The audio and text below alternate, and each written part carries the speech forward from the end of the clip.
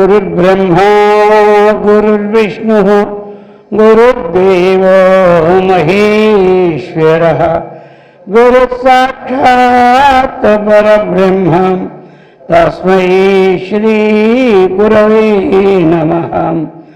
ॐ शङ्करं शङ्कराचार्यं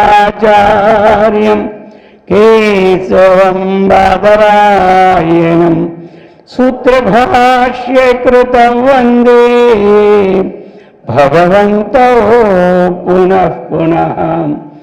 ॐ युक्ताहारविकाराय विविक्तस्थलवासिने मलयालयतीन्द्राय ब्रह्मनिष्ठाय ते नमः।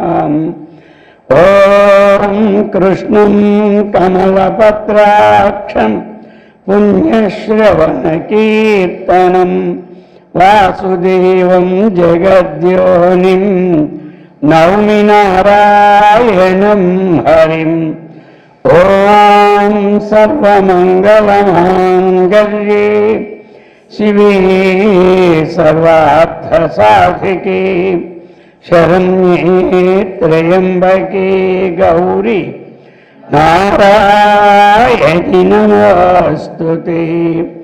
ॐ सहना भवतु सहनौ भुनक्तु सह वीर्यं करवावहै तेजस्विनावधीतमस्तु मा विद्विषावहै। ॐ शान्ति शान्ति शान्तिः। हरिः ॐ तत्सत्। ॐ हरे राम राम राम हरे हरे हरे कृष्ण कृष्ण कृष्ण हरे हरे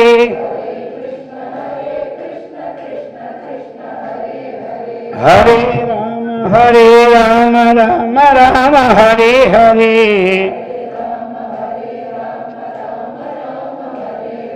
हरे कृष्ण कृष्ण कृष्ण हरे हरे। गोपाल कृष्ण भगवान की, सद्गुरु महाराज की, जगदम्बा माता की, हर पार्वती पते हर हर महादेव। पवित्रात्म स्वरूपुलగు प्रियात्म बंधुవులారా, శ్రీమద్ శంకరాచార్య విరచిత ప్రబోధ సుధాకరం సగుణ నిర్గుణముల యొక్క ఐక్య ప్రకరణం. అందులో 222 3 రెళ్ళే 6 కాపి చ కృష్ణాయంతి కస్యాచిత్ పూతనాయస్యాం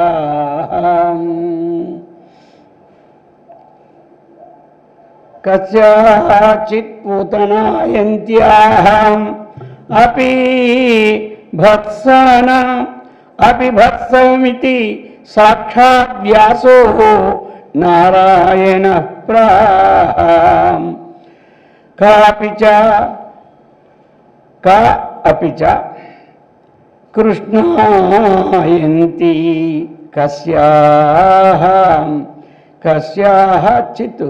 కస్యాచిత్ పూతనాయంత్యాం అపి భత్సనం ఇతి సాక్షాత్ వ్యాసో నారాయణ ప్రాహం. అపిభత్స్థనం అది అనమాట. విడదీస్తే అపిభత్ స్థనం అపిభత్స్థనం ఇది. ఇప్పుడు ఇది ఏమిటంటే సగుణ సాకారానికి నిర్గుణ నిరాకారానికి ఐక్య ప్రతిపాదన ప్రకరణం. సూక్ష్మంగా ఆ సాకారములో ఉన్నటువంటి నిరాకార శక్తిలో ఉన్నటువంటి గుణాలన్నీ కూడా సాకారములో ఈ బాహ్య గుణాలన్నీ చూపెడుతూ ఉన్నారు. కాబట్టి నిరాకారమైన పరమాత్మ దేహం ధరించినటువంటి ఈ కృష్ణునకు ఆ విశేషాలు ఉండడం సహజము కాదు, ఉండదు అని పూర్వపక్షి ఖండించాడు పూర్వం. అర్థమైంది కదా. ఇప్పుడు సిద్ధాంతి నిరూపిస్తున్నాడు ఆయనకి అందులో ఉంది, కానీ దేహం ద్వారాగా అతడు చేసినటువంటి క్రియలు మరి ఆ శక్తివంతము కాకపోతే ఉండవు. అందుచేత అటువంటి నిర్గుణ నిరాకార పరమాత్మ శ్రీకృష్ణుడు అన్నటువంటి విషయాన్ని ఇక్కడ మనకి గోచరింపచేస్తూ ఉన్నారు. అలాగనే కా అపి చ కా అపి చ మరియు అపి చ అంటే మరియు కా ఒకానొక గోపిక కృష్ణ ఆయంతి, కృష్ణ ఆయంతి. అది అంటే ఎలా అంటే కృష్ణుడు ఏమి చేస్తూ ఉన్నాడో ఆ విశేషాలని ఈవిడ చేస్తూ ఉందన్నమాట. అది అందుచేత కృష్ణ ఆయంతి, కృష్ణ స్థానంలో ఏవైతే ఆయన పనులు చేస్తున్నాడో ఆ పనిని ఈ గోపిక చేయబోతూ ఉన్నది. ఎట్లా చేయబోతున్నది అన్నటువంటి విషయాన్ని అంటే కృష్ణుడు పాత్ర, అది కృష్ణుడు పాత్ర వేసి డ్రామా స్టేజీ మీద డ్రామా వేయడం చూస్తున్నాం మనం. అర్థమైంది కదా. కృష్ణ పాత్ర వేసిన వాడు స్టేజీ మీద చక్కగా వేయడం చూస్తున్నాం. కానీ ఆ పాత్ర విశేషముతో ఆ భావనతో ఇంట్లో చేయడం మనం చేయం అంటారు. అక్కడ ఆ శ్రీకృష్ణ పరమాత్మ యొక్క విశేషాలు వేశారు. శ్రీకృష్ణ తులాభారం అంటారు. అది మా స్టేజి మీద చూస్తూనే ఉన్నాం, సినిమాలు చూస్తున్నాం. పూర్వం డ్రామాలు ఉండేవి, ఇప్పుడు సినిమాలు వచ్చాయి ఎక్కువ. అవి ఉన్నాయనుకోండి, చూస్తూ ఉన్నాం. సత్యహరిశ్చంద్ర అది మనం చూస్తూనే ఉన్నాం, డ్రామాల్లో చూస్తూ ఉన్నాం. ఇలా రకరకాలుగా మనం చూస్తూ ఉన్నాం. కానీ అది ఆచరణాత్మకంగా తనకు వచ్చినప్పుడు ఏమవుతాడు, అక్కడ తాను కృష్ణుడనే భావంతోనే వేస్తూ ఉన్నాడు. నాటకం చూసినప్పుడల్లా ఏమనుకుంటాం మనం, ఆయన కృష్ణుడు, ఈయన అర్జునుడు అనుకుంటాం, లేకపోతే ఆయన కృష్ణుడు, ఈ యశోద అనుకుంటాం, ఆయన కృష్ణుడు, ఈ రుక్మిణీదేవి అనుకుంటాం, ఏదో అనుకుంటామా మనం అనుకోని చూస్తున్నాం. కానీ ఈ గోపిక ఈ డ్రామా కాదు, ఇది అర్థమైంది కదా. ఈ యొక్క గోపికలది డ్రామా సైతం కాదు, వీళ్ళు స్వ ఆచరణ. అది అందుకని యథా వ్రజ గోపిక మన అన్ని విషయాలు పరిశీలించే నారదుడు కూడా భక్తి సూత్రాల్లో గోపికలంత భక్తులు ఇంకా నా భూతో నా భవిష్యత్ అన్నట్టుగా సూత్రం పెట్టాడు. అది అయితే ఇక్కడ ఏమిటి మరి, అపిచ అపిచ అంటే ఇంతకుముందు చెప్పిన దానికంటే మరియు విశేషాలు కలిపి ఒక గోపిక కృష్ణాయంతి, ఒక గోపిక కృష్ణుడుగా తాను అనుకుందన్నమాట. అనుకొని ఇప్పుడు ఏం చేస్తుంది, అందరూ ఉంటారు కదా గోపికలు, ఇంట్లో ఇంకో ఉండొచ్చు, బంధువులు ఉండొచ్చు, వీళ్ళు ఉండొచ్చు, స్నేహితులు ఉండొచ్చు, చెలికాండ్రు ఉండొచ్చు. అప్పుడు చెప్తున్నారు పూతనాయంత్యా కశ్చితో, ఒకటి కృష్ణాయంత్య శ్రీకృష్ణ పరమాత్మగా తానైంది, తానా భావం, నేను కృష్ణుడును. అలాగే ఇంకా పక్కన ఉన్నారు కదా వారు. ఇప్పుడు ఆయన ఏ విధంగా అయితే చర్యలు చేసి ఉన్నాడో ఆ భావంతో పూతనాయంత్యా కశ్చిత్, కశ్చిత్ ఇంకొక స్త్రీ, ఇంకొక గోపిక, ఆ విధంగా ఆ కశ్చిత్ వేరి యొక్క స్త్రీ యొక్క ఏం చెబుతున్నారు, స్తనం, స్తనం అంటే ఏంటి? ఆ చనుబాలను ఆ పిభత్తు త్రాగాను.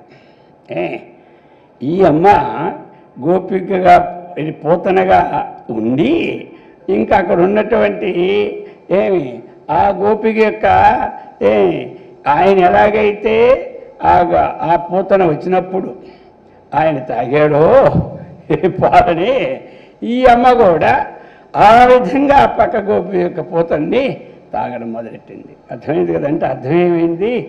కృష్ణుడి కంటే నేను వేరు కాదు అన్నట్టు భావాన్ని ఆ మనసుకు వచ్చిందన్నమాట. కృష్ణుడే నేను, నేనే శ్రీకృష్ణుడు. అర్థమైంది కదా. మరి అది ఎక్కడ చూస్తాం మనం? స్టేజీల మీద సినిమాల్లో చూస్తాం. ఈయన కృష్ణుడి వేషం వేసుకుంటారు, ఇంకొకడు పూతన వేషం వేసుకుంటారు. అక్కడ ఈ ఆ పూతనకి యొక్క పాలను త్రాగి పూతన చంపినట్టుగా ఈ ప్లాన్లో ఉంటుంది అక్కడ. ఇక్కడ భావం ఏమిటి?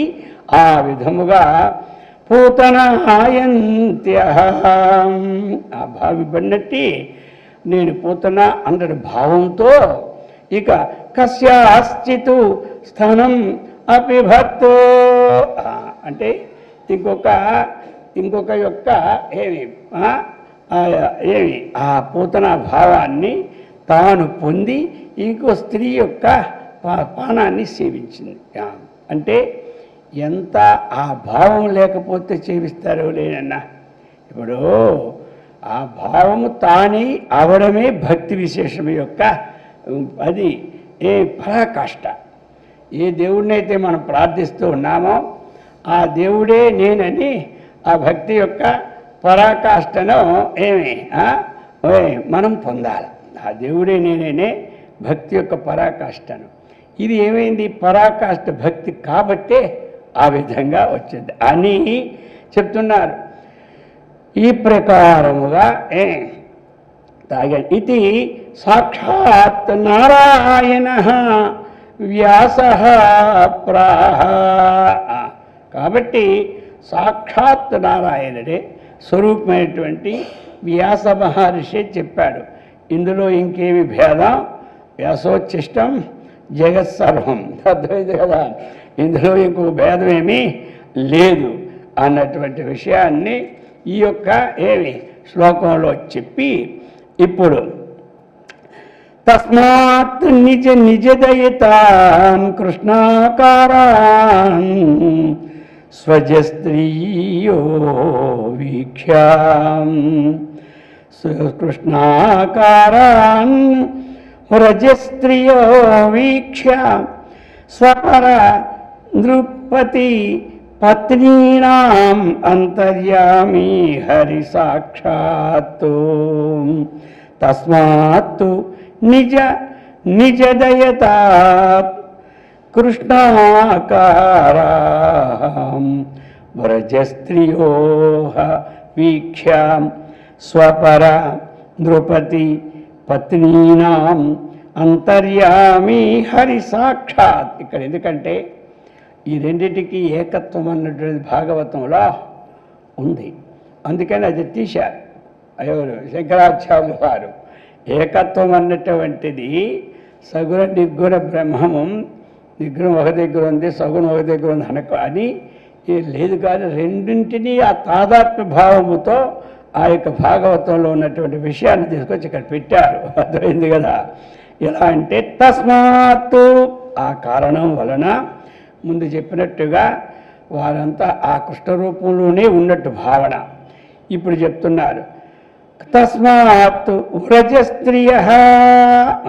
వ్రజస్త్రియ అంటే ఆ యొక్క వ్రజ అది రేపల్లె, ఆ వేపల్లో నివసించినటువంటి స్త్రియ, అటువంటి గొల్లభామలు అంటారు. అటువంటి వ్రజస్త్రియ నిజ నిజదయితాన్. వారు ఎలాగంటే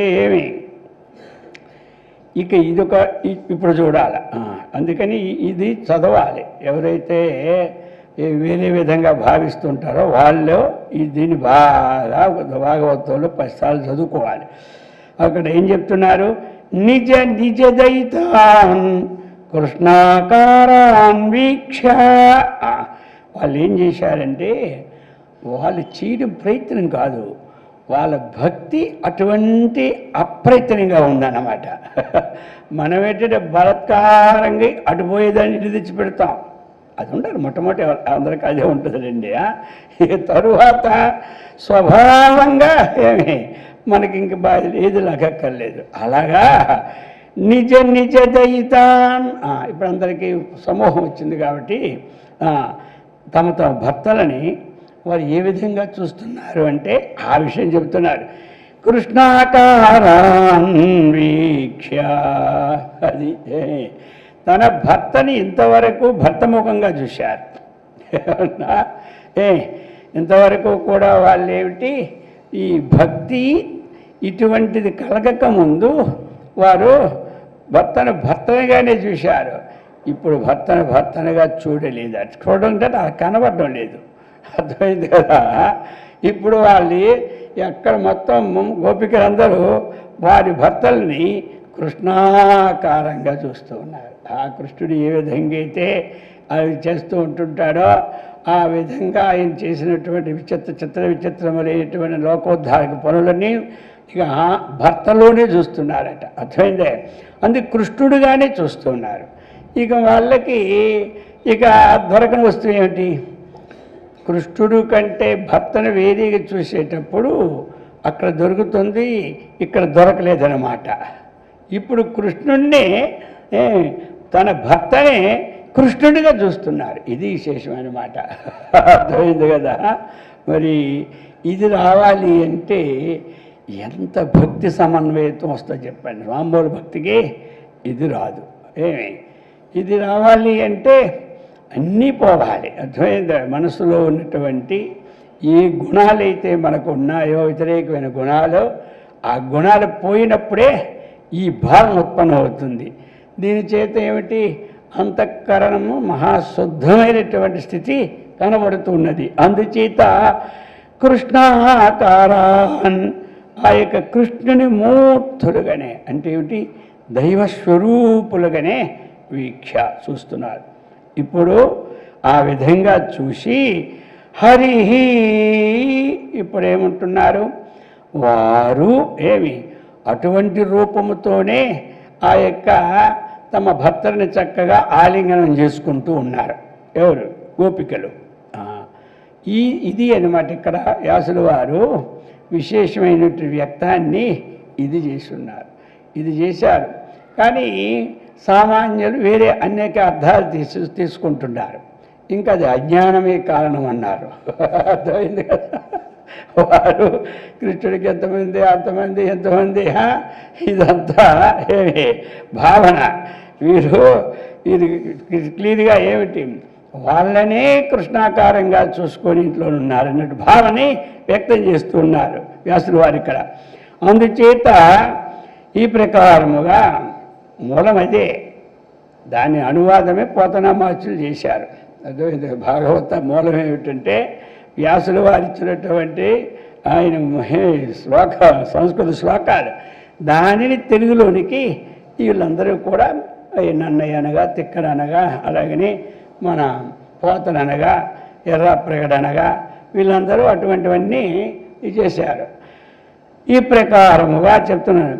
కృష్ణాకారాన్ వీక్ష, చక్కగా వారు ఆ విధంగానే సేవిస్తున్నారు భర్తలని, ఈశ్వరుని అంటే ఆ శ్రీకృష్ణ పరమాత్మని ఏ విధంగా సేవిస్తారో ఆ ప్రకారం ఈయన కృష్ణుడే, ఇతర నారాయణుడే, ఇంక సందేహం లేదనమాట అన్నటువంటి భావంతో స్వపర నృప స్వపర నృపతి పత్రీనాం. ఇక్కడ చూసారా, ఒక ఈ సేవించడమే కాదు. ఇప్పుడు స్వ అంటే తన స్వరూపముగా కృష్ణ రూపంలోనే చూస్తున్నారు. తన కృష్ణ స్వరూపమే నాది, కానీ నాది వేరు కాదు. అర్థమైందే. ఇప్పుడు ఈ ప్రకారం అలాగే తన కృష్ణ స్వరూపము శరీరంలోనూ చూస్తూ ఉన్నారు, ఇంకా తన శరీరంలోనూ చూస్తూ ఉన్నారు, పరశరీరంలోనూ పరుల యొక్క నర శరీరంలోనూ చూస్తున్నారు. అది ఇచ్చారు ఇక్కడ. అలాగే తన భర్త శరీరంలోనూ చూస్తూ ఉన్నారు. అలాగే ఆ పరుల భార్యాలలో ఉన్న శరీరాలను కూడా చూస్తూ ఉన్నారు. ఇప్పుడు వారు ఈ ప్రకారముగా స్వ ఇచ్చారు, అంటే స్వశరీరములో, తనకంటే భిన్నమైనటువంటి పరుల యొక్క శరీరములో, అలాగనే పర నృ అంటే పరులుగా ఉన్నటువంటి నరుల శరీరములు అన్నిటిలోనూ చూస్తూ ఉన్నారు. అలాగే పతి అంటే తన పతిలోను, అలాగే పత్నీనాం ఇతరుల పతులు ఎందును, గోపిక పతులు ఎందును, పత్నీలు ఎందును, అది ఇక్కడ అంటారు. ఇప్పుడు మనం ఎలాగైతే సర్వం కల్విదం బ్రహ్మ అంటామో, ఇప్పుడు వారు సర్వం కల్విదం శ్రీకృష్ణమయం. అర్థమైంది కదా, ఇది అన్నమాట. ఆ భావము రావాలంటే అందరికీ రావడం తొందరగా వస్తుందా? అది పురాకృత పుణ్య విశేషమే ఆ భావం. నేను స్వపర నృపతి పత్రీనాం, అలాగా సర్వ స్త్రీ పురుష జనములో కూడా ఆ శ్రీకృష్ణ పరమాత్మని దర్శిస్తూ ఉన్నారు. ఈ విధముగా ఇంకా కూడా ఒకవేళ హరిని అంటే మహావిష్ణువు, అలాగనే స్వపర హరిపరులనగా హరి చేత పొందదగిన ఉత్కృష్టమైన గతిగా కలవాలన్నమాట.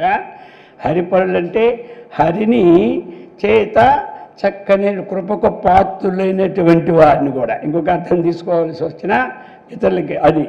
ఆ ప్రకారముగా అటువంటి హరి కానీ, హరి జనులు కానీ, హరి సంబంధించిన భక్తులు కానీ, వీళ్ళు కాదు వాళ్ళు కాదు, అందరినీ మొత్తం కలుపుతున్నారు ఇక్కడ.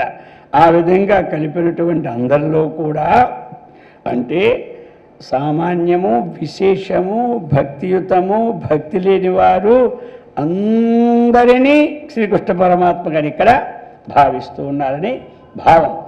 ఆ ప్రకారముగా చెప్పి ఇప్పుడు ఈ స్వపరన్ నృపతి పత్నీనాం అంతర్యామి. ఎవరయ్యా అతనంటే ఏమి? అంతర్యామి. అందులో ఇందులోనూ అంతర్యామిగా ఉన్నవాడు సాక్షాత్ హరి. హరి కంటే భిన్నుడు కాడు. ఇది రావాలి, ఇది అన్నమాట. ఇది పోనీ ఇదేమో నేను చెప్పింది కాదు అని శంకరాచార్యులు వారు, ఇది ప్రమాణపూర్వకముగా భాగవతంలోనూ సాక్షాత్ వ్యాసో నారాయణ హరి, నారాయణుడే చెప్పి ఉండాలని చెప్తున్నాను అన్నమాట. కొంతమంది ఏమిటంటే నీ కల్పన నాకు తెలుసులే అంటారు, ఏదో తెలిసిపోయినట్టు. అర్థమైంది కదా, ఇది కల్పన కాదు, వాస్తవికం. అది జరిగి వచ్చినటువంటి కథే. అయితే మాకు ఏమి కట్టుకదేం కాదు, ఇంకో చెప్పింది కాదు. ఎంత ఇప్పుడు ఆ యొక్క లోకంలో అద్వైత సిద్ధి అన్నటువంటిది ఈ మాయామోహం చేత దానిని చేయలేకపోతున్నారు కదా. అందుచేత ఈ కథ రూపంలోనైనా సరే వారికి తగిన కథలు వారు విని కూడా దాన్ని మార్పు చెందడానికి తగినటువంటి ఉంటుందని అన్నీ దించారు. మామూలు సామాన్యులకు కూడా అర్థమయ్యేటట్టుగా. ఇంతవరకు మనకి ఏమిటి ఇక్కడ అర్థమైనట్టు అంటే, ఈ విధంగా గోపికలు తన భర్తనే శ్రీకృష్ణ పరమాత్మగా, అలాగే ప్రజలందరినీ కూడా ఆ యొక్క హరిహంస సంభూతులే, హరియే వాళ్ళు కానీ ఇంకొకటి కాదన్నటువంటి భావంలో ఉండిపోయారు. అందుకనే ఒక ప్రహ్లాదుడే మత్తు కాదు, అందరూ మత్తెక్కారు. మత్తెక్కారంటే అర్థం ఏంటి? ఆ కృష్ణ కథామృతంలో కృష్ణుని అంత భావన, ఈ భావన అందరికీ రాదు కదా.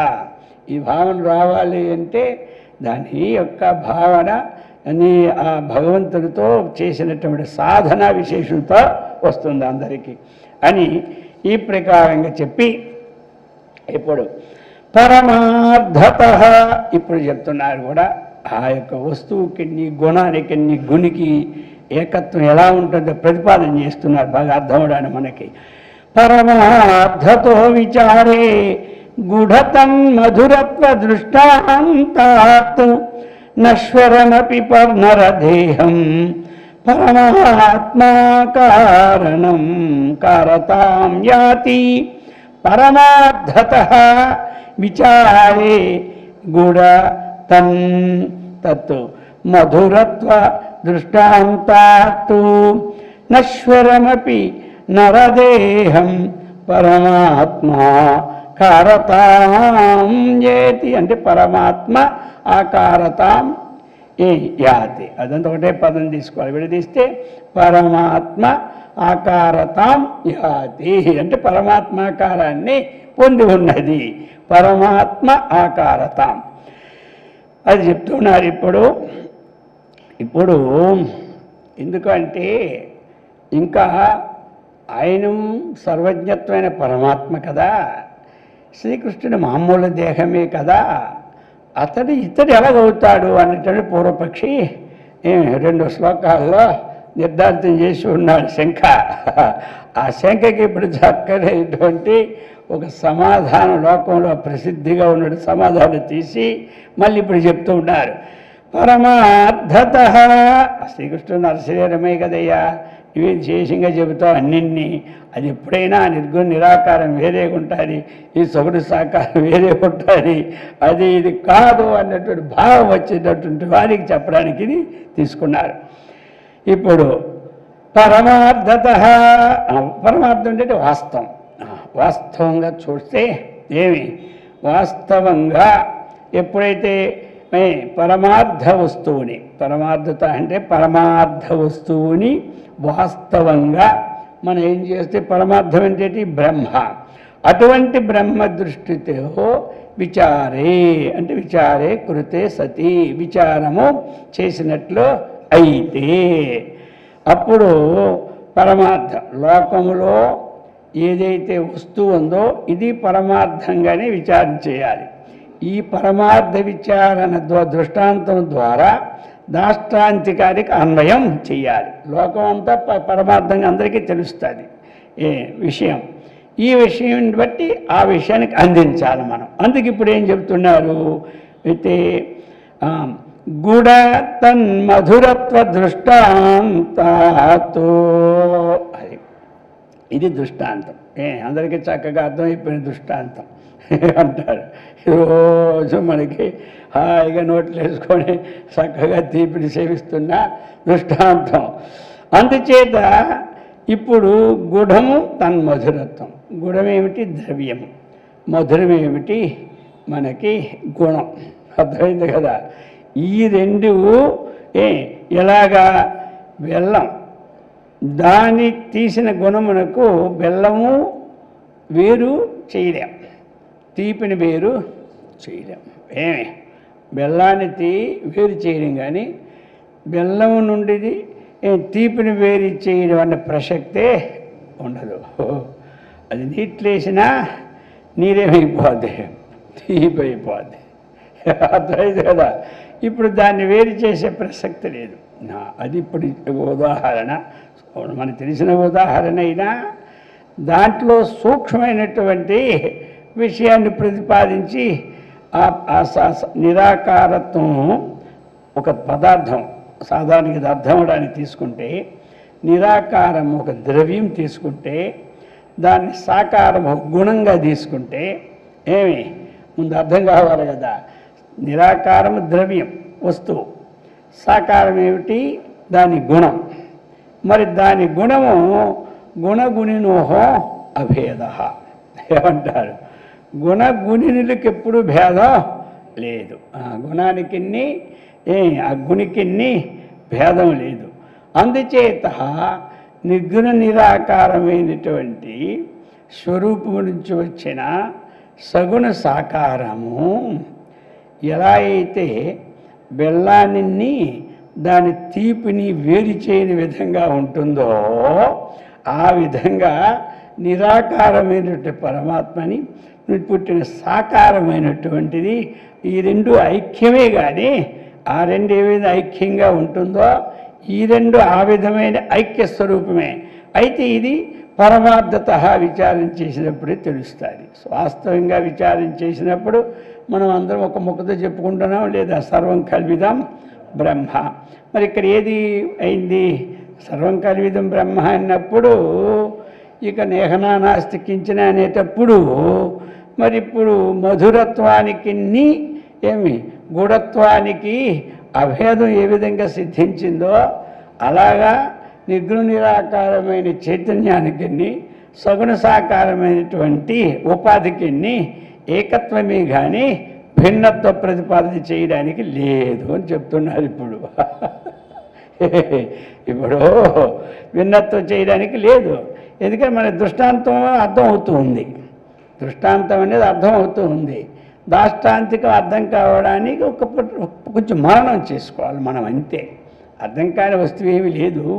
10 సార్లు మననం చేస్తే అది ఇంకేం స్పష్టంగా మనసుకి వచ్చేస్తుంది. దీనికి వేరే ఉపాయం లేదు. అర్థం కావాలని చెప్పి కోటి కొబ్బరికాయలు కొట్టినా అర్థం అవదు అంటే అందరిని చెప్తున్నాను. 4 హోమాలు చేసినా అర్థం కాదు. ఏమంటారు? అర్థం అవ్వాలి అంటే చేయొద్దని నేను చెప్పడం, అది వేరు ప్రక్రియ. ఇప్పుడు ఆ ప్రక్రియ వేరు, ఆత్మజ్ఞానానికి ఆ ప్రక్రియ లేదు. అర్థమైంది కదా? ఇప్పుడు అది అందుచేత దీనికి మననమే ప్రధానం, దీనికి వేరే ప్రధానం లేదు. ఎప్పుడు వేసుకోవాలి, అనారోగ్యానికి మందు వేసుకోవాలి, ఏదో ఒకటి శరీరానికి సంబంధించినటువంటి వాటికి ఏదో చేసుకోండి. కానీ దానివల్ల ఏమో జీవబ్రహ్మకి సిద్ధి కలుగుతుందంటే నా భూతో నా భవిష్యత్తు అర్థమైంది. అవి ఇన్ని పనులు లోకంలో ఏవైనా కార్యాలు జరిగేదానికే కానీ కారణమైన బ్రహ్మను తెలుసుకోవడానికి అవి ఉపయోగం కాదు. అది ఇప్పుడు ఇది అన్నమాట విశేషం. అందుచేత మరి ఆ సూక్ష్మమైనటువంటివన్నీ, ఆ సూక్ష్మ భావం అంతఃకరణం అయిన కొద్ది ఆ భావాలు ఉత్పత్తి అవుతాయి. కొన్ని మనకి ఎంతసేపు అర్థం కాని దానికి అది కానిది ఒక చిన్న ఉదాహరణతో సెటిల్ అయిపోద్ది. అర్థమైంది? మన ఎదురుగా ఉన్న ఆ ఉదాహరణ మనకు దొరకదు తొందరగా. అందుకనే వాళ్ళు సూక్ష్మగ్రాహ్యులు అన్నారు. సూక్ష్మదర్శిభి అన్నారు అనమాట. మనం స్థూలదర్శిభి మన పని అయినా ఊరుకో. మనం స్థూల దర్శనం అయినా సూక్ష్మం కోసం ప్రాగులాడుతూనే పడుతున్నాం రాత్రి పగలు. అర్థమైందా? మరి పడుతూ ఉండబట్టే ఇప్పుడు సూక్ష్మ విషయాలు సులభంగా చెప్పేశారు. అర్థమైంది కదా? మరి లేకపోతే ఆ సూక్ష్మ విషయం సులభంగా చెప్పాలంటే ఎన్నాళ్ళు పడుతుంది. అది అందుచేత అది ఈ విధముగా గూఢతన్ మధురత్వ దృష్టాంతాత్ అది. అందుచేత బెల్లము అది ఈ గుణానికి ఐక్యం ఏ విధంగా సిద్ధించిందో ఈ ఉపమానాన్ని బట్టి ఏది ఇప్పుడు నరదేహం నశ్వరమపి అది కూడా ఇచ్చారు ఆచార్యుల వారు. అయ్యా, నరదేహం అంటే మనుష్య శరీరము అశ్వరమే, దాన్ని కాదనలేదు. నరదేహము అశ్వరమే, ఇది శాశ్వతము కాదు, అశ్వరమే ఇది. అది నష్టం అయిపోయినా సరే ఇక్కడ పరమాత్మాకారతాం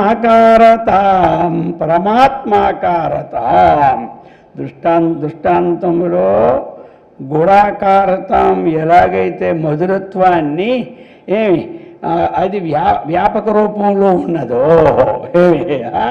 ఇప్పుడు ఆ యొక్క గుణత్వంలో బెల్లములో మధురాకారము ఏ విధంగా వ్యాప్తమై ఉన్నదో ఆ విధముగా ఇందులో ఈ యొక్క పరమాత్మ చైతన్యములో ఈ యొక్క గుణమంతా వ్యాపకమై ఉన్నది. అంటే గుణాతీతుల లెక్కలు ఉన్నాయి. మళ్ళీ మాయ దగ్గరికి వచ్చినప్పుడు ఊడిపోతుంది. అది ఉండదు. ఏ గుణం లేనివాడు అక్కడ నిర్గుణం ఉంటుంది. ఇప్పుడు ఒక భావాన్ని మనం సెటిల్మెంట్ కావాలి. అది అందుచేత ఈ ప్రకారముగా యాతి పొందును, పరమాత్మాకారాన్ని పొందుతుంది. అది ఈ ప్రకారంగా అలౌకిక అని కర్మాని. ఇప్పుడు మరి శ్రీకృష్ణ పరమాత్మ ఆ యొక్క సర్వజ్ఞత్వమైనటువంటి చైతన్యం యొక్క శక్తి కృష్ణుని యందు లేదనడానికి వీలు లేదు. ఇంతకుముందే అన్ని ఉదాహరణ చెప్పున్నారు.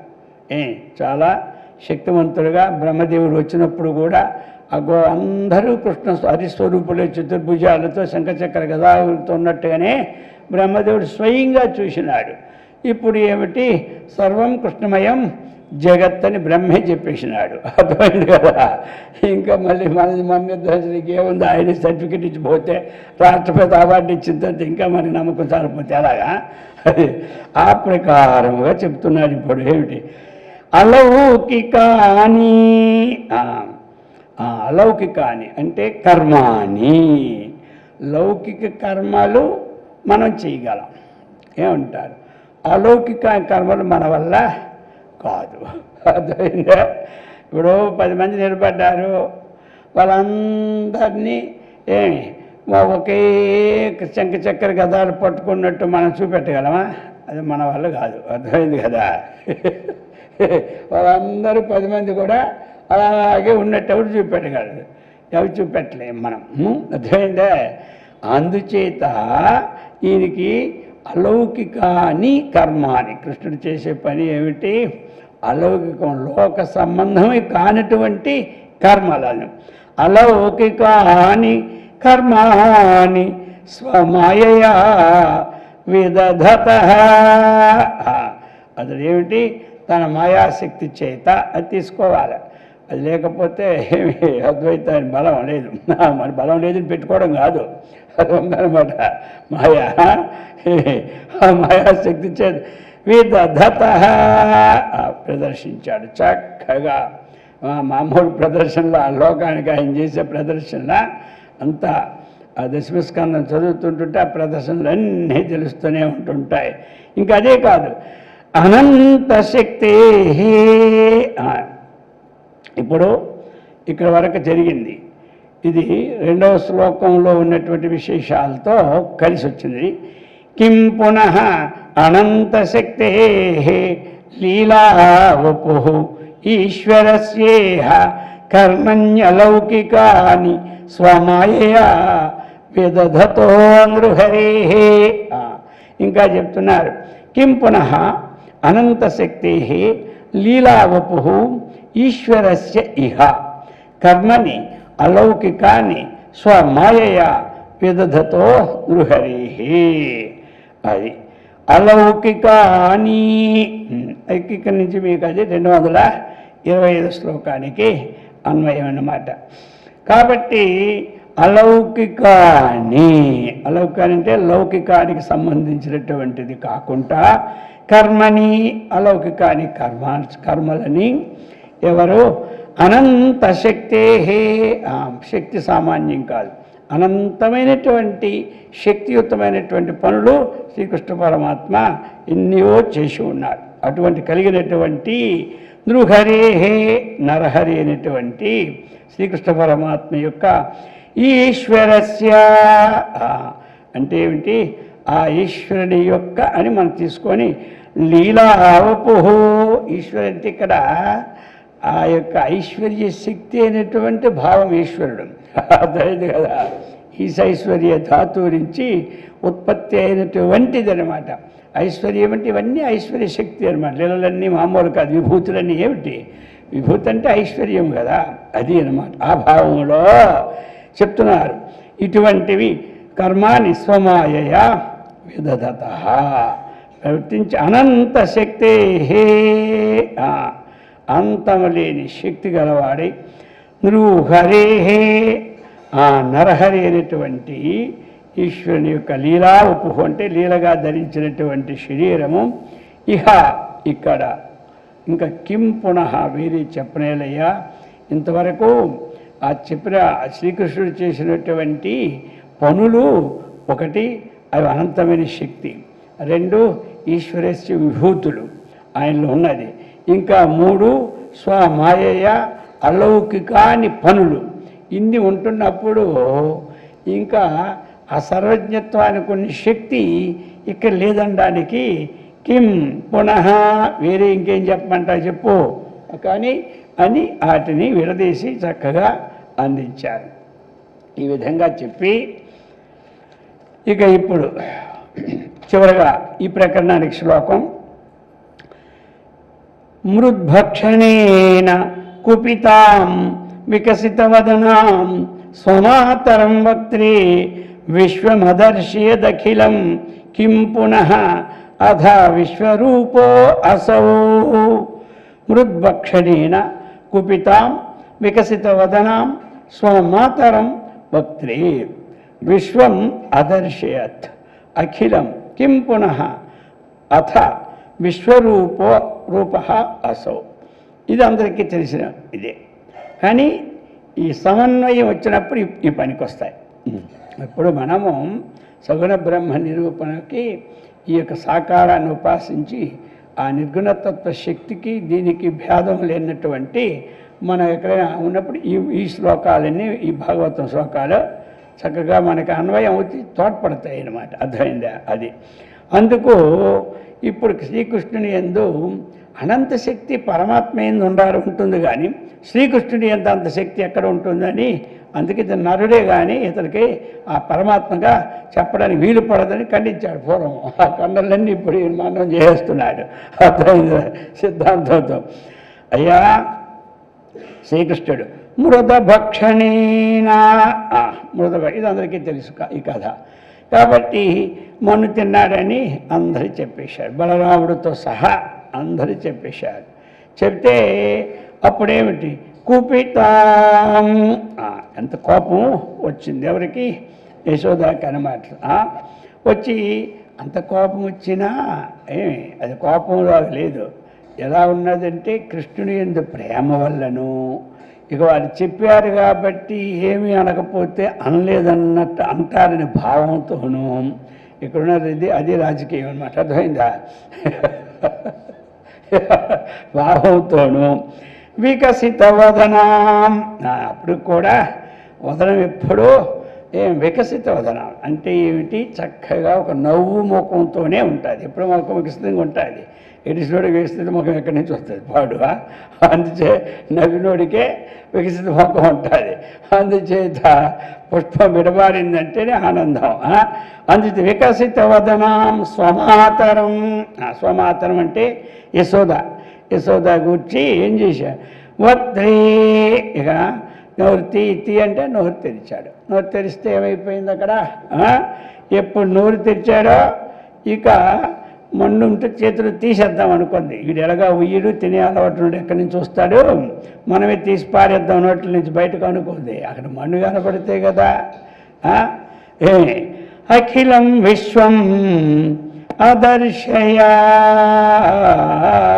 చెప్పేశాడు. ఏమిటి? అఖిలం విశ్వం, మొత్తం ప్రపంచం అంతా అదర్శయా, దర్శనాన్ని చూపెట్టారు. ఇది అదర్శ ఎత్తు అనమాట. అదర్శయ కాదు, అదర్శ ఎత్తు అనేది లంగ్ అన్నమాట. భూతి లంగ్ కాబట్టి అదంతా చక్కగా చూపెట్టాడు.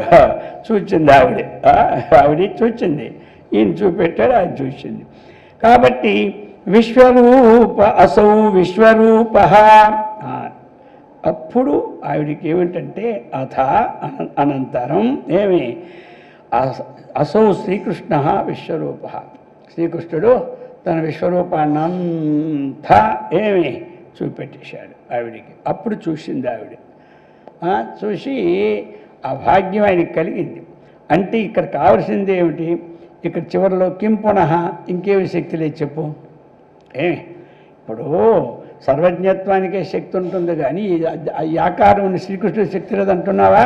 కిం పునః, ఇంకేం చెప్పాలి నీకు? మొత్తం అఖిలం విశ్వం అదర్శయత్, సమస్త విశ్వాన్ని చూపెట్టాడు. అసౌ కృష్ణ, ఈ అసౌ అంటే ఈ శ్రీకృష్ణుడు విశ్వరూప, అంత విశ్వమంతా కలిగి ఉన్నాడు. మరి నీకు శక్తి ఎక్కడ కావాలి?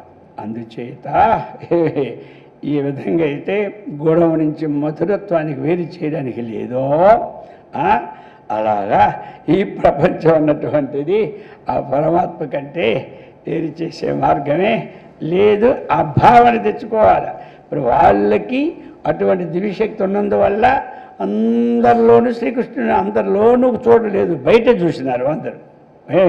వాళ్ళందరూ గోపికలు ఆ విధంగా శ్రీకృష్ణుని భావించుకొనే ఏమి ఉండాలి. ఇంట్లో కూడా ఇతడు శ్రీకృష్ణుడనే భావంతోనే వారిని సాగించుకున్నారు. అర్థమైంది, వేరే విధంగా చేయలేదు.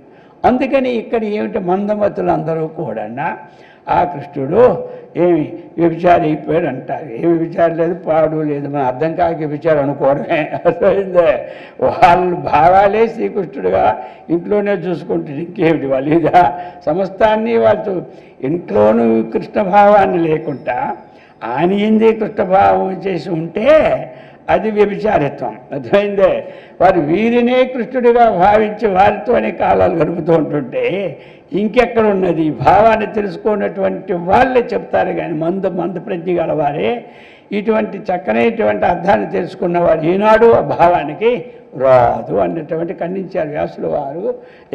అటువంటి భావాన్ని అందజేశారు. ఈ ప్రకారముగా ఈ సగుణ నిర్గుణ భక్తి అన్నటువంటిది సాకార నిరాకారాలకి ఏకత్వాన్ని ఐక్యమని చెప్పారు కదా ప్రకరణంలో. అటువంటి ఐక్య ప్రతిపాదన చెప్పడం కాదు, వింటూ వింటూ మనకే సమన్వయం తెలుస్తూ ఉంది. అదే చెప్పేది సమన్వయం ఉంటే కదా అక్కడ రాస్తారు, లేదు తోరకనా కదా ఏమిటిది వినిసిపోవడానికి. అందుచేత అటువంటి ఐక్య ప్రతిపాదన చేసినటువంటిది ఆచార్యుల వారు అందుకు తీసుకున్నారు ఇక్కడ భాగవతాన్ని. ఎందుకంటే ఐక్య ప్రతిపాదన ఉంది కాబట్టి చక్కగా అది.